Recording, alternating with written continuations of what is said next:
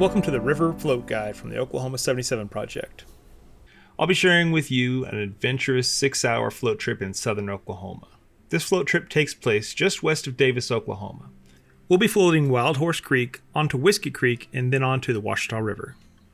The entry point for this float is a bridge on Indian Meridian Road just west of I-35, accessible from Highway 7 or just south of Pauls Valley. On the northeast side of this bridge, there is a small structure and some space to park a vehicle.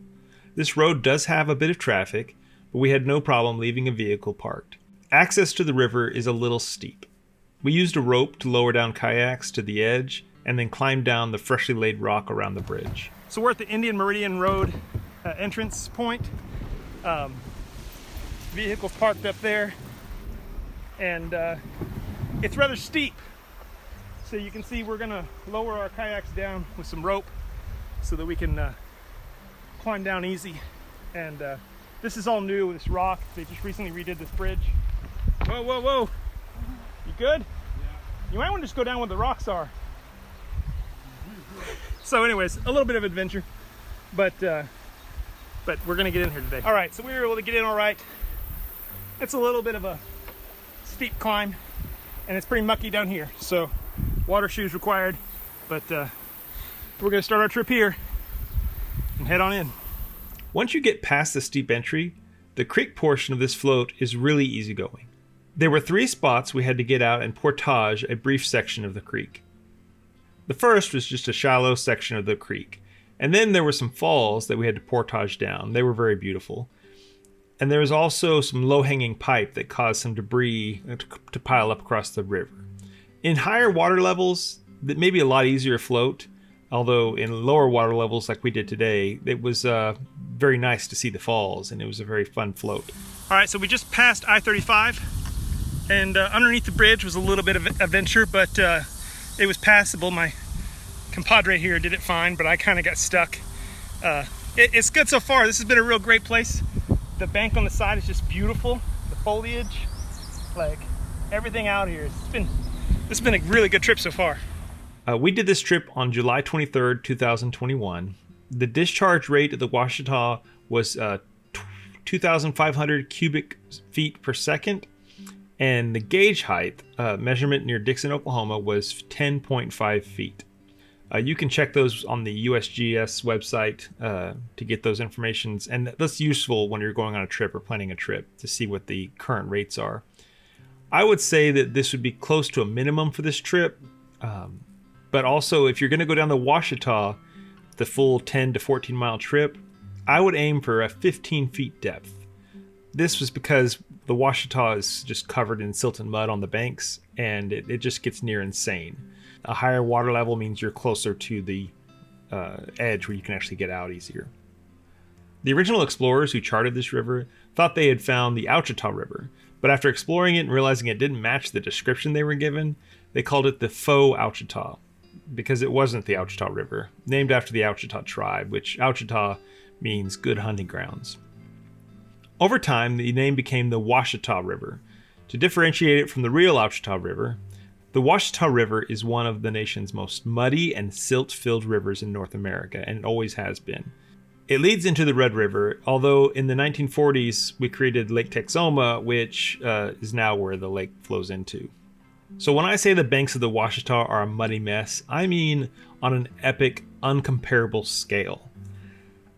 In fact, one interesting thing about the float on the Washita is that the silt in the river builds up, and under the water it will build up and then shift suddenly because of the current.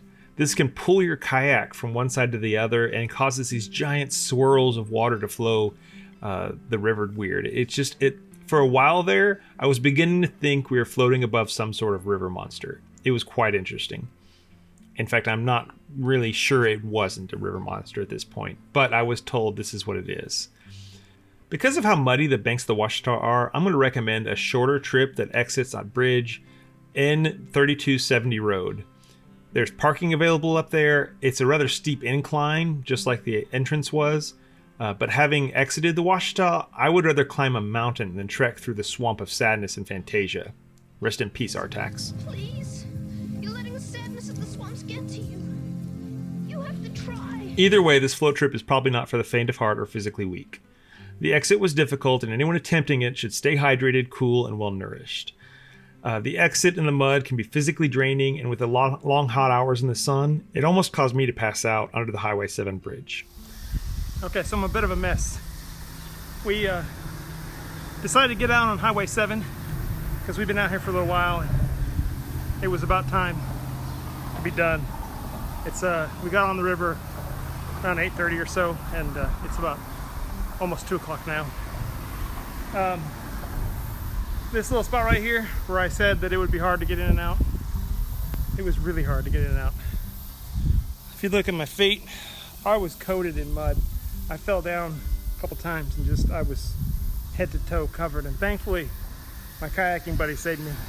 If you're getting mud up to your knees, it gets real hard to get out. It's treacherous. You end up really exhausting yourself just trying to get out into dry land. So I highly recommend taking a break and getting some good rest and shade before you enter the Washita River, because once you're on the river, it's all silt and mud and you can't really get out and take a break, and there's very little shade. Otherwise, the Highway 7 bridge exit did offer good parking, and it was a short hike and with kayak in tow. I would not try to do this trip alone, and remember to stay cool and hydrated with electrolytes. The limited access to shade on these rivers with high muddy banks can cause you to get overheated. Wear protective gear and bring plenty of cool water with you. I also recommend dipping your hat in the cool water of the river or bringing a cooling cloth that you can wrap around yourself to continually cool your body as you're on the river. If it had not been for my companion on this trip, I might have been in real trouble.